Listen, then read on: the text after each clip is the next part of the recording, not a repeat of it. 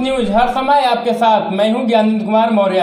हमारे latest news को देखने के लिए डाउनलोड करें के मास न्यूज ऐप या टाइप करें www.kmasnews.com।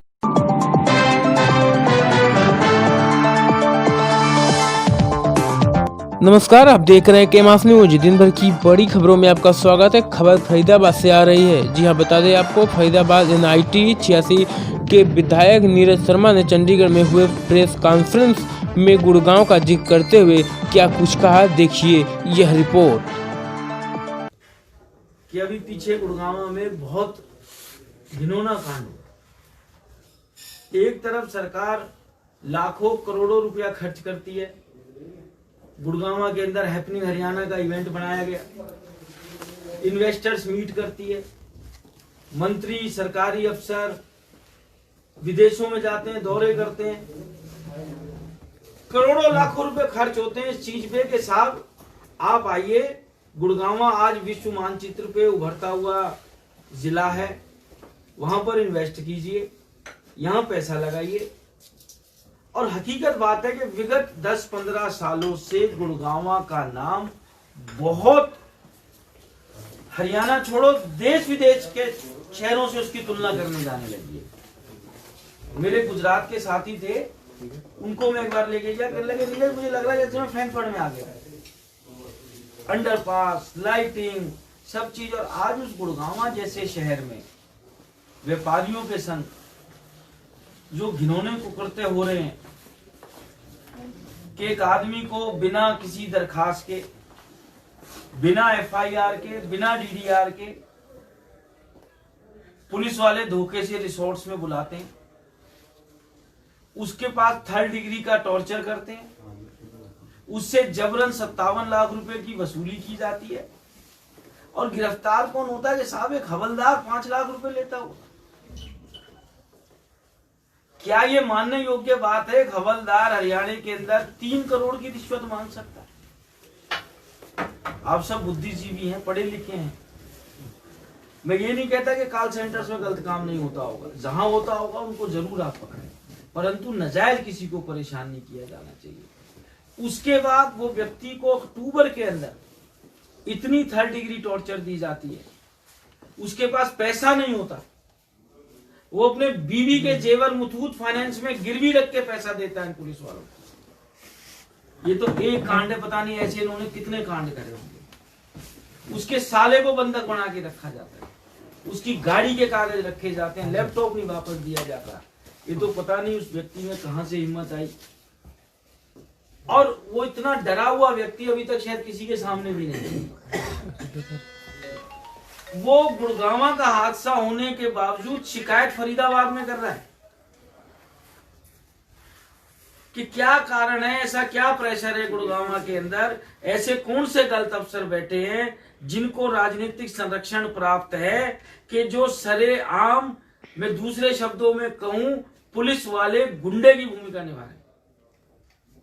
उसके बाद विजिलेंस की जांच हो गई, एक आदमी रेड हैंडेड पकड़ा गया। आज इस मामले को 28 तारीख का ये मामला है, आज 10 दिन होने जा रहे हैं, एक भी आदमी की दूसरे की गिरफ्तारी नहीं हुई है। धाराएं इतनी हल्की लगा दी एक्सटॉर्शन की। भाई डकैती क्यों नहीं बनती उसमें? डकैती की क्या परिभाषा है कि किसी भी आदमी को डरा धमका के 4 से ज्यादा व्यक्ति उससे कुछ पैसा छीने तो वो डकैती है। 395 है, धाराएं हल्की लगा दी कि केस कमजोर हो जाए। मैं कल मुख्यमंत्री जी से भी मिला, मैंने इस बाबत उनको पत्र भी दिया है, पुलिस के आला अधिकारियों को भी लिखा है कि साहब इस केस में ढिलाई मत बरसो। कारण ये कुछ छोटी मोटी बात नहीं है। आज एक तरफ सरकार कहती है कि साहब आप IT हब बनाइए, आपने IT का CLU लाइसेंस लेना, उसकी FAR ज्यादा है, उसकी लाइसेंस फीस कम है। क्या आपने हैदराबाद या बंगलोर के अंदर कभी कोई ऐसा कांड सुना कि किसी कॉल सेंटर वाले को इस तरीके से परेशान किया हो? आज हमारा ही तो बच्चा है जो हैदराबाद और कर्नाटक जाके नौकरी कर रहा है, हमारे परिवार से दूर रह रहा है, वो IT हब वहां क्यों बन रहा है? क्योंकि वहां ऐसे पुलिस वाले गुंडे नहीं बैठे, उनको राजनीतिक संरक्षण प्राप्त नहीं है, वो आम जनता को ऐसे परेशान नहीं करते। ये गुड़गांव बहुत मेहनत से गुड़गांव बना है। इसके लिए कोई ये नहीं है 2-4-5 साल के अंदर गुड़गांव बन गया। हम इतने से थे, देख के आते थे, एक छोटी सी सड़क होती थी फरीदाबाद गुड़गांव की। आज गुड़गांव का नाम विश्व मानचित्र पे है।